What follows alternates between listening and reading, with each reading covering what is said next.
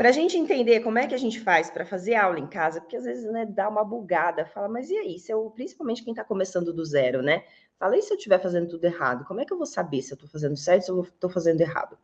E é muito pertinente essa dúvida, tá? É muito importante a gente evitar ficar errando na aula, porque senão a gente, cada vez que a gente erra, a gente ensina para o nosso cérebro que a maneira de fazer aquele passo, aquela postura é daquele jeito errada.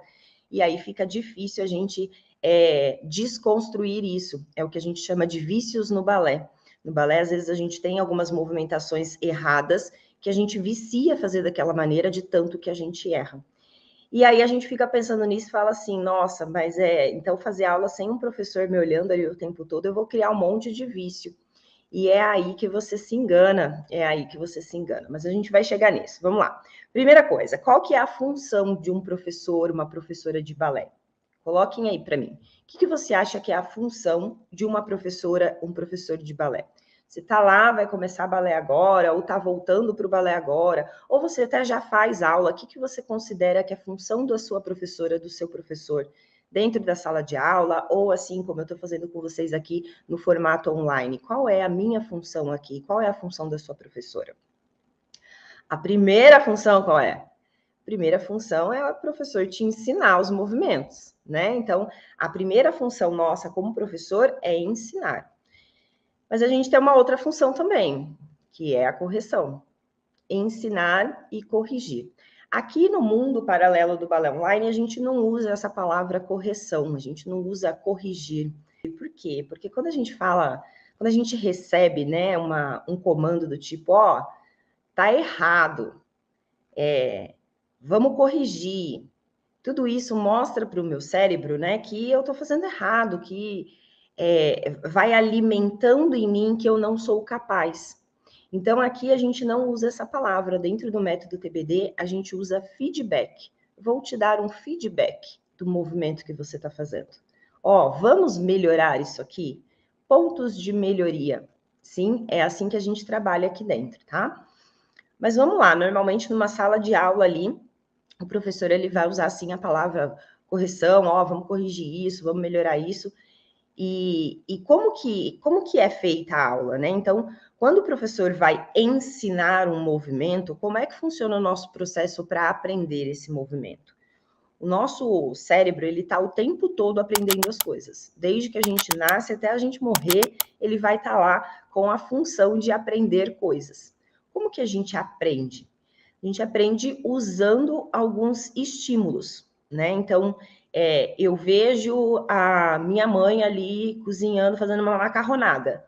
E eu observo ela fazendo a macarronada. Os meus olhos mandam informações para o meu cérebro de como aquele prato é feito, sim. E eu vou aprendendo olhando, certo? Essa é uma maneira de aprender. No balé também, né? Eu vejo lá o professor mostrando o movimento e eu vou assimilando o que eu estou vendo para conseguir executar o movimento. Então, a visão é uma das primeiras, um dos primeiros estímulos que a gente usa para aprender balé. Mas não é só a visão que a gente pode usar o estímulo auditivo, né? O que a gente escuta. Então, se eu estou vendo a minha mãe fazendo um prato de macarronada ali, e ela vira para mim e fala assim: ó, primeiro você vai colocar água para ferver, e aí você vai colocar um pouquinho de sal, um pouquinho de azeite na água.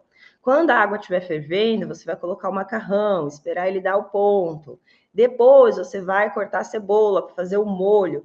Se, além dela estar fazendo, ela também está falando, explicando o que ela está fazendo, o meu processo para assimilar a informação é muito maior do que só ver ela fazer. No balé é a mesma coisa. Quando eu mostro para você um movimento, você está usando o seu estímulo visual para mandar informações para o seu cérebro para fixar aquele aprendizado. Quando, junto com os movimentos que eu estou mostrando, eu associo também a explicação daquele movimento, o que é que eu estou fazendo para que aquele movimento aconteça, você já tem duas fontes de informação para o seu cérebro poder fixar aquele conhecimento. Aí eu tenho o estímulo visual do que eu estou vendo, eu tenho o estímulo auditivo do que eu estou ouvindo. Isso traz para o nosso cérebro, que está nesse processo de aprendizagem, mais qualidade, mais informações, sim? E aí a gente consegue memorizar um pouco mais fácil.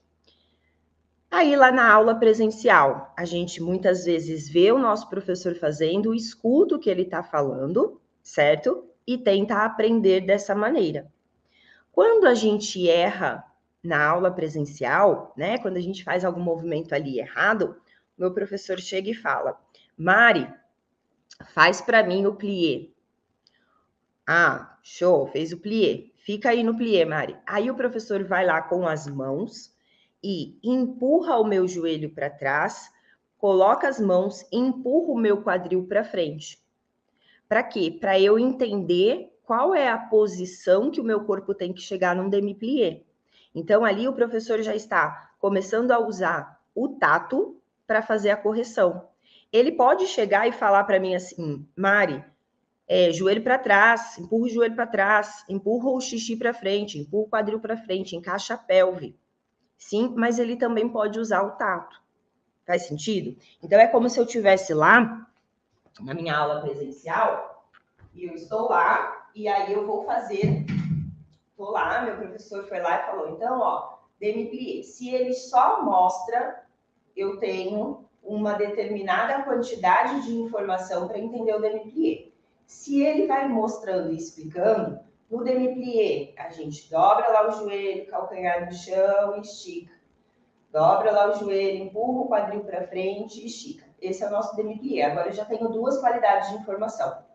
Só que na hora que eu vou fazer, principalmente para quem está começando no balé, a tendência é a gente estar um pouco insegura, porque é a primeira vez que eu estou fazendo aquele movimento.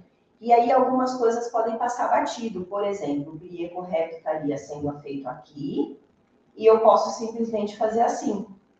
Quando eu fiz assim, o meu professor vai falar, empurra o xixi para frente, o quadril para frente, eu faço assim. Aí o professor vai falar, empurra o joelho para trás, eu faço assim. Por que isso acontece? Porque está sendo dado estímulos táteis ali, e onde eu tenho um tato, eu presto atenção, onde eu não tenho, eu não presto. Então, se o meu professor chega aqui e coloca a mão no meu joelho e empurra o joelho para trás, eu vou fazer isso aqui. Tá vendo que o meu bumbum acaba indo junto. Aí, se ele pressiona que ele vem aqui, pega o meu quadril e empurra lá para frente, eu fico aqui. Qual é o problema que eu vejo da gente como bailarina, principalmente bailarina adulta, aprendendo a se corrigir com o tato?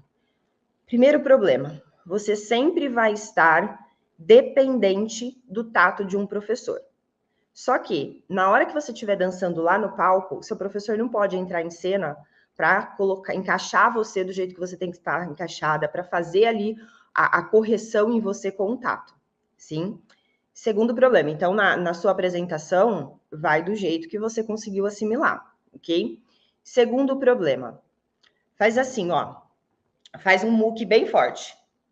Vai lá, faz um muque aí bem forte para você sentir a diferença. Olhando para frente, fazendo um muque lá forte. Onde você sente ali que você está fazendo força? Onde você está sentindo força? Ah, eu posso estar sentindo força um pouco no punho, bíceps, né? Um pouco de deltoide. Nossa, Mari, tá doendo tudo. Fica aí. Agora, olhando para frente, coloca a sua mão e pressiona o braço.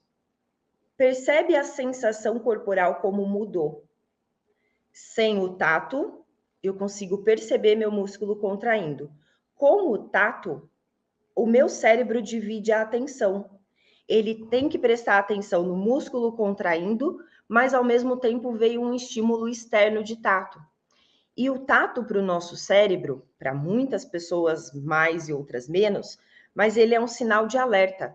Toda vez que alguém encosta em você, você olha, o tato puxa a atenção para aquela pessoa que está tocando na gente.